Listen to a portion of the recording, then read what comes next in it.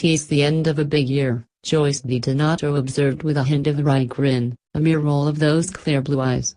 No one saw she was talking about her own career. "She's American. Nothing to add right now. She's been vocal elsewhere, on the value of cultural politics since Trump, the plight of young refugees in camps in Greece where she performed in the summer, and her new role as ambassador for World Voice, which helps children across the globe learn through singing." The Kansas-born mezzo-soprano superstar had reached the closing moments of her Wigmore Hall recital on Monday, repeated later in the week. "Tomorrow's another day, the sun always rises," she summed up, delighting in cliché, not misquoting Hemingway but paraphrasing the opening line of Richard Strauss's Margon. 1894. Rarely flickering above a whisper, ending midair, this much-loved song intensified rather than broke the spell that hung over this sensual, at times languid program. Her single encore sent us out into the night on a misty yet melancholy high. On the opera stage, Donato is unafraid of grand gesture and, as required, melodrama. In the intimacy of Wigmore Hall, she shape-shifted to an entirely different persona, equally expressive but now understated, physically restrained, letting a minutely gradated range of vocal colors do the work. This was no standard recital. It did not invite flirtation with the pianist or, in that particular manner of leader singers, endless caressing of the piano itself. Both were absent.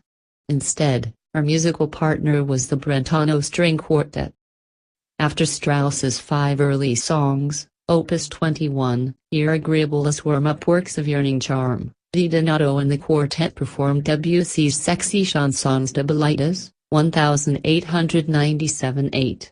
Originally for female voice and piano, this version for string quartet worked its own voluptuous but restrained magic, allowing Donato to unleash a subtle and fantastical range of expression. The imagery and harmonic palette brushes up against Debussy's opera, Pelléas et Mélisande, 1898. Hardly surprising given their proximity of composition. The arrangement was made by Jake Huggy, whose song cycle Camille Claudel, Into the Fire, 2012, written for Donato, filled the second half of this beautifully constructed program. Claudel, a French sculptor, was the oppressed, now we might say abused, lover of Rodin. Struggling to establish her own artistic identity, she set up a workshop with other female artists. She was eventually committed to a psychiatric hospital, dying in an asylum in 1943. Huggy, whose Dead Man Walking comes to the Barbican on 20th of February starring Donato, has created a powerful 6-song work, giving full rein to Claudel's tortured feelings, from desire to horror to mental collapse. The text is by Jean Shear. The rich warmth of Donato's voice soared to the back of Wigmore Hall, while the excellent Brentano quartet delivered Huggy's singular brand of melodic semi-minimalism with expert fluency.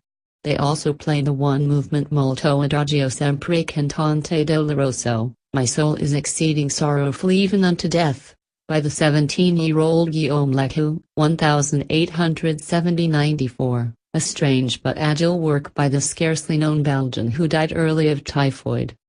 2 events ended the season in chalk and cheese festive style. The LPO mix told in new performance styles in a sprightly account of Bach's Christmas Oratorio, conducted with athletic precision by Vladimir Jurowski and sung by a large but live London Philharmonic choir, with assured soloists led by the tenor Jeremiah Vanden. The 6 cantatas, intended for individual performance between Christmas Day and Epiphany, call for different instrumental ensembles.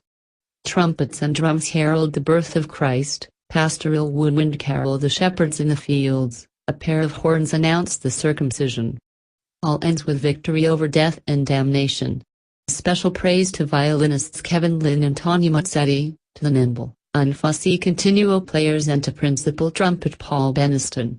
Beniston started his career as a Salvation Army cornet player, which must have meant standing on many a chilly street corner at this time of year. With all respect, the Christmas Oratorio lacks one ingredient, a conga. It's the touchstone of Bernstein's neglected 1953 musical Wonderful Town, history complicated, lyrics by Betty Comden and Adolph Green. Performed in concert twice by the LSO and Simon Rattle, wittily directed by the uncredited Gary Brown. I heard the second, on Thursday. A terrific cast, including Nathan Gunn, Duncan Rock, David Butt-Phillip, and Ashley Riches, was led by Alicia Umfors as book-eating Ruth and Danielle Denise as her fizzing sister Eileen.